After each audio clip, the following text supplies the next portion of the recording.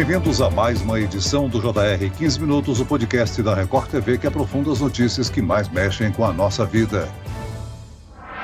A Câmara dos Deputados aprovou a primeira etapa da reforma tributária que prevê a unificação e a simplificação da cobrança de impostos sobre consumo. A emenda constitucional agora precisa ser votada no Senado Federal. Quais impostos vão ser substituídos, criados ou extintos? O brasileiro vai gastar mais ou menos com impostos? As empresas vão gastar menos para cuidar do pagamento dos seus tributos? Para entender a reforma tributária e o que pode mudar no seu bolso, 15 Minutos conversa hoje com a professora e pesquisadora do Núcleo de Tributação do INSPER, Thaís Veiga Xingai. Muito bem-vinda ao nosso podcast, Thaís. Olá, Celso. Obrigada pelo convite. Muito bom estar aqui com vocês. Quem nos acompanha nessa entrevista é a repórter da Record TV em Brasília, Lívia Veiga. Lívia, depois da aprovação na Câmara dos Deputados, quais os próximos passos para essa etapa do projeto de reforma tributária? Oi, Celso. Obrigada pelo convite. Olá, Thaís.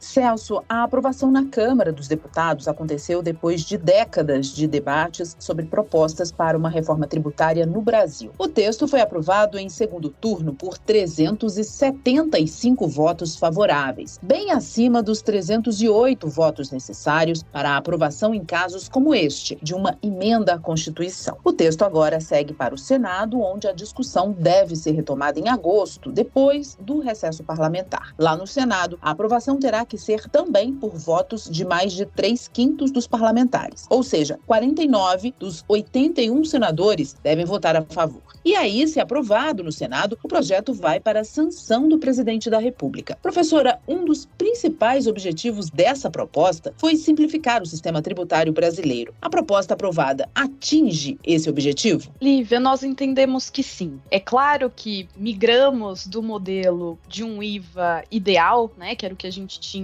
lá na redação original da PEC 45, que seria um tributo sem exceções, com uma alíquota única para todos os bens e serviços, com vedação completa à concessão de incentivos fiscais, a criação de regimes especiais, para um modelo que nessa versão da proposta aprovada contempla sim uma série de exceções. Então temos atividades que vão ficar sujeitas a uma alíquota reduzida, por exemplo, os serviços de saúde, de educação, as operações com medicamentos e outras situações que vão ficar isentas da incidência do IBS e da CBS. Por exemplo, o caso da cesta básica, os serviços de educação que são prestados no contexto do ProUni. Então a gente tem que tomar um cuidado com essas exceções, né? Porque quanto mais exceções a gente tem no sistema, mais complexidade a gente vai criando. Mas de um modo geral, essa proposta melhora sim o nosso sistema, tá? A gente sai de 5 tributos para 1, porque ainda que tenhamos o IBS e a CBS, a ideia é que eles sejam uniformes. Então que as regras sejam as mesmas, mesmo fato gerador, mesmos contribuintes, mesmas exceções, inclusive. Então temos sim uma simplificação e um ganho de eficiência. A gente passa a ter um tributo muito mais alinhado aos padrões internacionais e que é não cumulativo, né? Um dos grandes problemas que temos hoje no nosso sistema tributário é a cumulatividade. Ela acaba fazendo com que os tributos incidam em cascata, como a gente costuma dizer, e vamos então deixando alguns resíduos tributários ali ao longo da cadeia que ninguém enxerga, né? A gente compra ali uma mercadoria e diz a nota fiscal, ICMS de 18%, mas na verdade a gente não está pagando só 18%, né? A gente está pagando todos os resíduos que ficaram para trás na cadeia, então a alíquota efetiva a gente aqui no Brasil não tem condições de enxergar. Esses dois novos impostos, Thaís, IBS e CBS, o que distingue é a forma de cobrança, são chamados de impostos de valor agregado, IVA. Explica pra gente o que significa. Hoje nós temos aqui no Brasil 5 diferentes tributos sobre o consumo, né? A gente tem o ISS sendo cobrado pelos mais de 5.500 municípios, que é um imposto sobre serviços. Temos o ICMS cobrado pelos estados e o Distrito Federal e incide nas operações com mercadorias. A gente tem a nível federal o IPI, que incide incide na venda de produtos industrializados, então as indústrias pagam IPI na saída desses produtos, e o PIS e a COFINS, que também são federais e incidem tanto sobre serviços como sobre operações com mercadorias. Eles têm uma base já mais ampla. Então temos serviços tributados de uma maneira, mercadorias tributadas de outra maneira, o que já gera ali uma dificuldade para a gente definir o que é serviço, o que é mercadoria. E a gente sai, então, dessa sistemática que é muito fragmentada, né? Eu tenho que ficar identificando onde tem serviço, onde não tem, o que é serviço, o que é mercadoria, né? Software é serviço, é mercadoria. A gente sai dessa sistemática de classificação, né? Em que existe essa difícil classificação, para uma sistemática de base ampla. Então, no contexto do IBS e da CBS, não importa se eu estou falando de um serviço ou de uma mercadoria. Ele vai incidir sobre quaisquer operações com bens e serviços. Tudo que caracterizar ali uma operação onerosa vai sofrer a incidência, o que já facilita bastante para a gente calcular o tributo. O Brasil é uma das poucas grandes economias do mundo que ainda não tinha adotado o IVA, né? A chegada desse novo imposto facilita a entrada de empresários estrangeiros? A chegada desse novo imposto é muito importante para a nossa economia. Nossas empresas brasileiras ganham em competitividade no exterior, sem dúvida nenhuma, e ganham também com a redução dessa complexidade.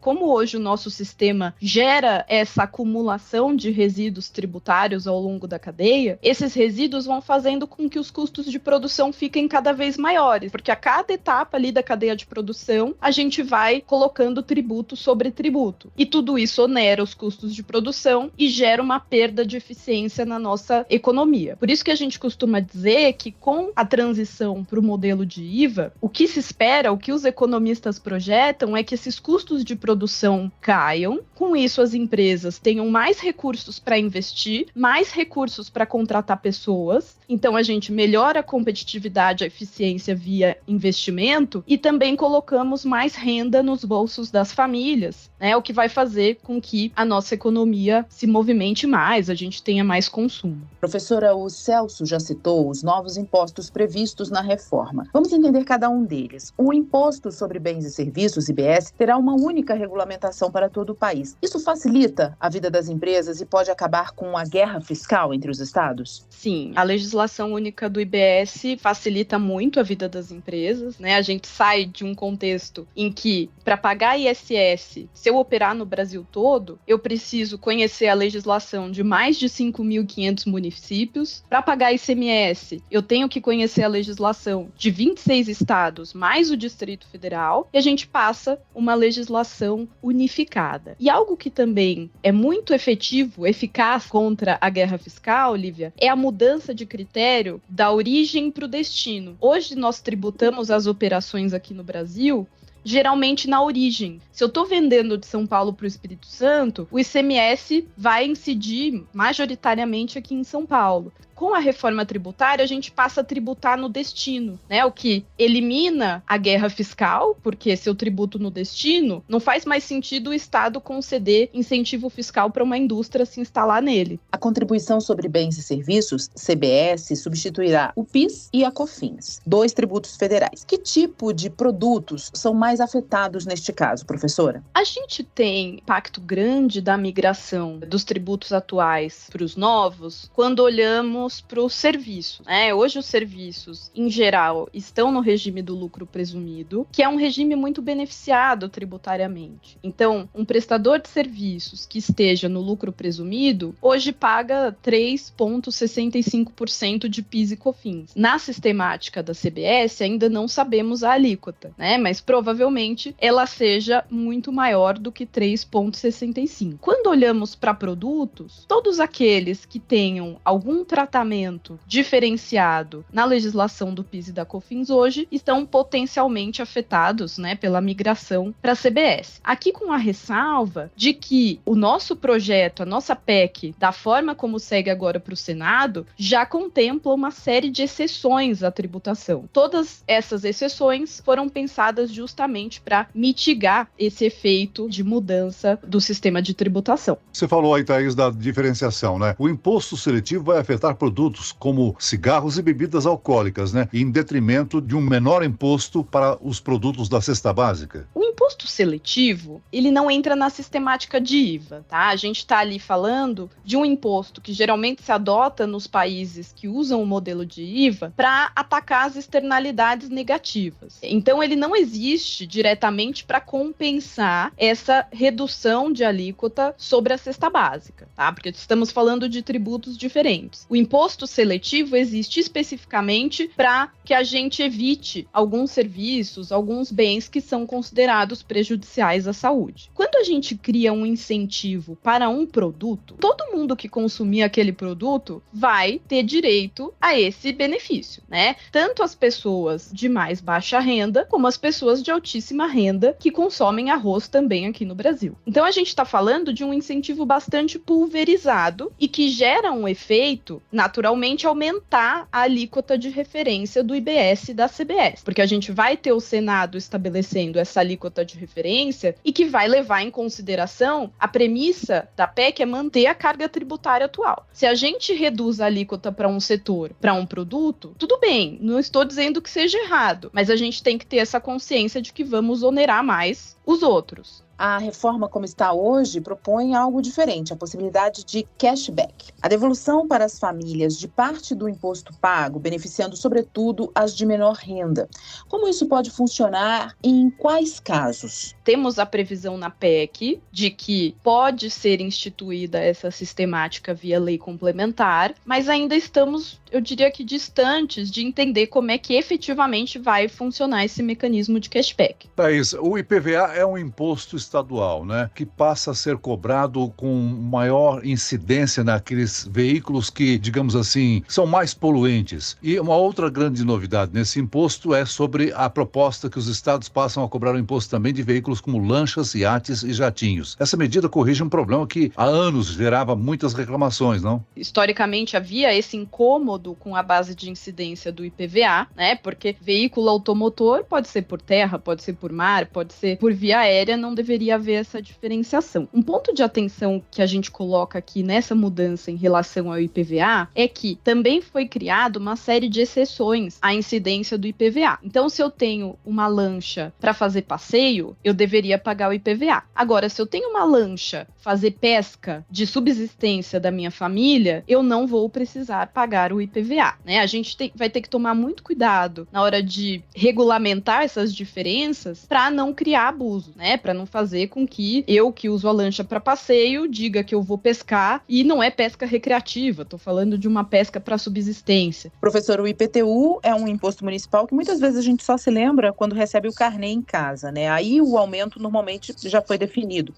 Com a reforma, as prefeituras poderão aumentar o IPTU por decreto. Isso torna mais fácil o reajuste. Essa mudança vai exigir uma atenção ainda maior dos contribuintes com esse imposto? Sim, sem dúvida nenhuma, precisamos ficar bem atentos com essa mudança às atualizações do IPTU. É claro que as prefeituras não vão poder fazer essa atualização via decreto de forma totalmente discricionária, né? A gente vai precisar ter uma lei definindo os critérios de atualização e esses critérios terão que ser cumpridos pelos prefeitos quando emitirem os seus decretos, tá? Mas é claro que o cálculo do IPTU é muito complexo, então já é difícil para o cidadão comum, até para os tributaristas, entender hoje como é que o imposto está sendo calculado. Com essa mudança, acho que a gente coloca mais um ponto de atenção ali na arrecadação do IPTU. Outro imposto que afeta muito as famílias é o ITCMD, mais conhecido como Imposto da Herança. Muitos dizem que o Brasil sempre teve alíquotas baixas desse imposto na comparação com países como os Estados Unidos, por exemplo. Agora, se prevê que esse imposto pode ser cobrado de forma progressiva, de acordo com o tamanho da herança? Sim, houve uma mudança aqui relevante, Lívia, em relação à forma de cálculo do ITCMD, que hoje será progressivo, de acordo com o valor da herança, de acordo com o valor da doação que foi recebida. Nós já temos alguns estados que praticam essa progressividade, por exemplo, no Rio de Janeiro, o ITCMD é progressivo hoje, e a diferença é que, se a PEC for aprovada dessa forma, a progressividade progressividade passará a ser a regra e não mais a exceção, como a gente tem hoje. E um ponto importante de mudança ali também que veio no texto da PEC é a previsão de que o ITCMD, quando a gente estiver falando de bens móveis, de dinheiro, que ele vai ser devido no local do último domicílio do falecido. Isso permite, por exemplo, que a gente venha a ter a cobrança do ITCMD em relação a heranças no exterior. Então, ainda que o inventário aconteça aqui, mas a pessoa tenha um patrimônio no exterior, a gente pode acabar tendo o ITCMD alcançando essas heranças que hoje acabam ficando de fora da incidência. Resumindo um pouco o nosso podcast, a gente pode dizer que essa primeira etapa aprovada na Câmara trata do consumo no Brasil, né? Imposto sobre consumo. Falta ainda de ser discutido no Senado a parte que trata de renda e patrimônio. Muito bem, nós chegamos ao fim desta edição do 15 Minutos. Eu quero aqui agradecer a participação da pesquisadora do Núcleo de Tributação do INSPER, Thaís Veiga Xingai. Obrigado, Thaís. Obrigada, Celso. Obrigada, Lívia. E agradeço a presença da repórter da Record TV em Brasília, Lívia Veiga. Lívia? Obrigada, Celso. Obrigada, professor. Até a próxima.